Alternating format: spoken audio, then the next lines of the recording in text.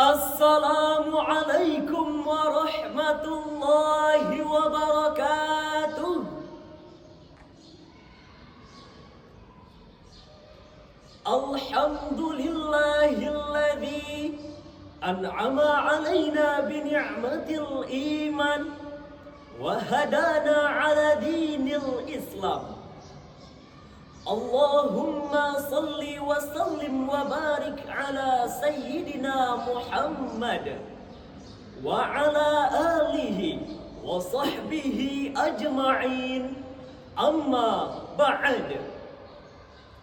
Dewan Hakim yang kami muliakan, hadirin kaum muslimin sebangsa dan setanah air yang kami banggakan.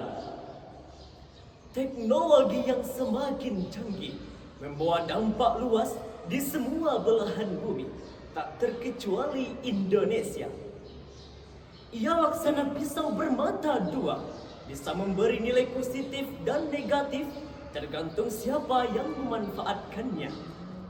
Teknologi informasi misalnya bisa menjadi sarana pembentuk karakter terpuji atau al-akhlakul karimah, dan bisa menjadi sarana dekadensi moral atau al-akhlakul mazmumah, khususnya bagi generasi milenial. Berita tentang seks bebas dan kematian akibat miras dan narkoba di kalangan generasi kita hampir setiap hari memenuhi halaman media sosial. Pada Sabtu 15 Maret 2025 lalu, dunia pendidikan kembali dikagetkan dengan ulah seorang pelajar SMA di Kupang, Nusa Tenggara Timur. Dilansir dari kompas.com, ia dengan teganya menganiaya gurunya yang seharusnya ia hormati. Kita menjerit prihatin hadirin melihat karakter generasi kita yang telah jauh dari nilai-nilai Al-Quran.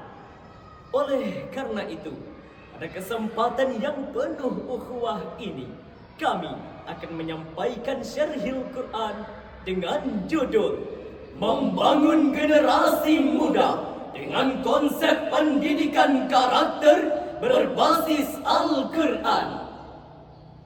Sebagai landasan, marilah kita dengarkan firman Allah dalam Al-Quran surah Shad ayat ke-29.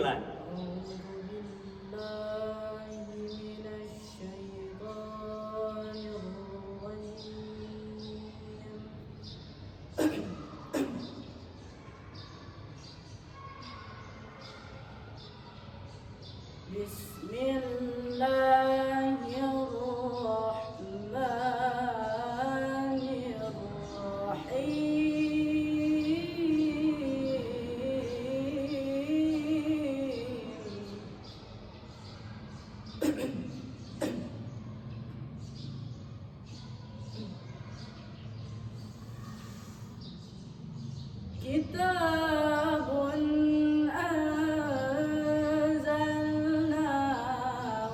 ilaika mubarakun liyadabbaru ayati.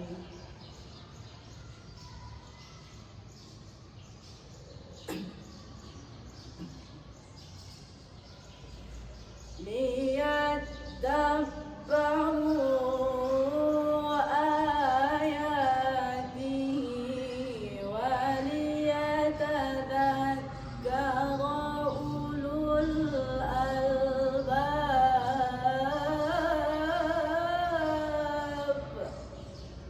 Hamba berlindung di bawah kuasa-Mu ya Allah, jauh dari usikan setan yang terkutuk. Dengan asma Allah yang Maha Pengasih, Maha Penyayang. Al-Quran ini adalah kitab yang kami turunkan kepadamu Muhammad, yang penuh berkah, supaya mereka menghayati ayat-ayatnya, dan bagi orang yang berakal sehat mendapatkan pelajaran. Dewan Hakim yang mulia, hadirin yang berbahagia, Syekh Jalaluddin Al-Mahalli dan Syekh Jalaluddin As-Suyuti dalam tafsir Al-Jalalain menjelaskan, kata lihat baru dalam ayat ini mengandung perintah untuk mendalami nilai-nilai yang terkandung di dalam Al-Quran. Dari situlah pedoman dan pelajaran berharga kita peroleh, lalu kita jadikan pegangan. Itulah generasi ulul albab, Generasi yang cerdas intelektualnya sekaligus cerdas spiritualnya. Pesannya perkembangan teknologi membawa perubahan terhadap karakter dan gaya hidup setiap orang, lebih-lebih generasi muda. Kita tak akan bisa menghentikan laju internet bumi. Maka sebagai konsekuensinya, kita harus membangun fondasi keimanan dan filter yang kuat untuk menyaring derasnya arus budaya asing. Hadirin, sekuat apapun angin kencang tak akan dapat menumbangkan pohon yang memiliki akar penghunjung ke bumi. Sayyidina Ali bin Abi Thalib radhiyallahu anhu berkata, Angin kencang yang menerpa bukanlah untuk menggoyangkan pohon, melainkan untuk menguji sejauh mana kekuatan akarnya. Kita juga prihatin hadirin atas sejumlah peristiwa yang terjadi di kalangan generasi kita yang mencerminkan rusaknya karakter mereka. Antara lain, Pertama, kasus narkoba. lagi-lagi dan lagi hadirin, kita dikagetkan dengan sebuah berita adanya oknum Kapolda yang ditangkap karena kasus pengedaran narkoba. Mau dibawa kemana negeri kita ini hadirin, jika kita tak menyingsingkan lengan baju untuk melawan narkoba?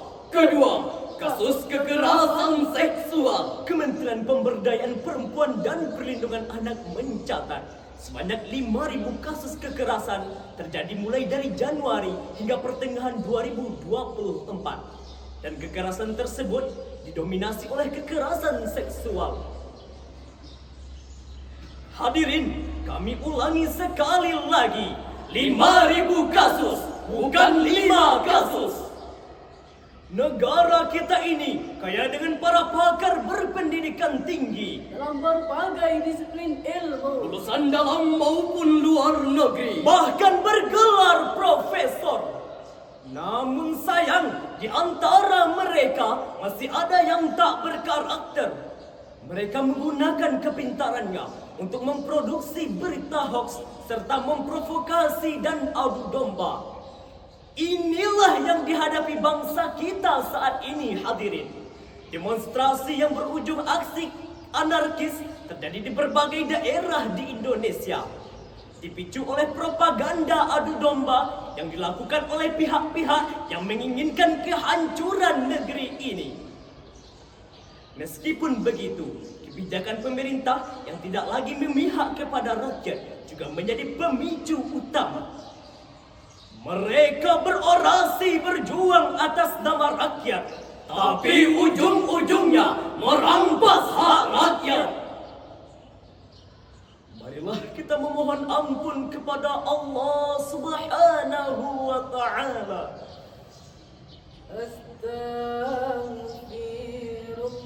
Astaghfirullah. Hai koruptor, sadarkah kau telah mengambil hak kami? Mengambil hak tunawisma dengan menghalalkan segala cara. Hai koruptor, apakah kalian tidak malu menjadi kaya dengan menipu. Hai koruptor, perbuatan kalian sungguh tercela. Pak Rafflesia memancarkan busuknya. Dewan Hakim yang mulia, hadirin yang berbahagia. Lantas timbullah pertanyaan, apa yang harus kita lakukan untuk menyelamatkan generasi kita dari karakter perusak masa depan bangsa? Sekali lagi, marilah kita dengarkan firman Allah dalam Al-Quran Surah Al-Ahzab ayat ke-21. لقد كان لكم في رسول الله أسوة حسنة لمن كان يرجو الله واليوم الآخر وذكر الله كثيرا صدق الله العظيم. Sungguh telah ada pada diri Rasulullah itu suri tauladan yang baik bagimu, yaitu bagi orang-orang yang mengharap rahmat Allah dan kedatangan hari kiamat, serta yang banyak mengingat Allah. Maha benar Allah dengan segala firman-Nya, dan Dialah Zat yang Maha Agung. Dewan Hakim yang mulia, hadirin yang berbahagia. Profesor Dr. Muhammad Quraisy Shihab dalam tafsir Al-Misbah menjelaskan, Rasulullah adalah suri tauladan yang baik bagi umat manusia. Beliau mengajarkan nilai-nilai karakter mulia, meliputi akhlak kepada Allah, akhlak kepada sesama manusia, bahkan akhlak kepada alam semesta. Rasulullah sallallahu alaihi wasallam bersabda, Akmalul mu'minina imanan ahsanuhum khuluqa. Orang mukmin yang paling sempurna imannya adalah yang terbaik akhlaknya. Hadis riwayat At-Tirmizi. Sejalan dengan hadis ini, Hajah Eus Sri Mulyani dalam syairnya yang berjudul Akhlak Mulia juga menyampaikan hal yang sama sebagai berikut. Tegak rumah karena sendi, rusak sendi, rumah binasa. Tegak umat karena budi, rusak budi, umat binasa. Akhlak mulia, umat sejahtera, amalkannya sepanjang masa, sepanjang masa. Setuju hadirin? Kami yakin hadirin, jika nilai-nilai Al-Quran sudah menjadi tuntunan aktivitas kehidupan, maka siapapun orangnya, apapun profesinya, ia akan menjadi orang yang baik. Kalau menjadi pejabat, jadilah pejabat yang mengayomi. Kalau menjadi jaksa, jadilah jaksa yang melindungi. Kalau menjadi pedagang, timbangannya janganlah dikurang-kurangi. Dari uraian ini, dapatlah kita ambil kesimpulan. Pertama, masa depan bangsa ditentukan oleh generasi yang berkarakter.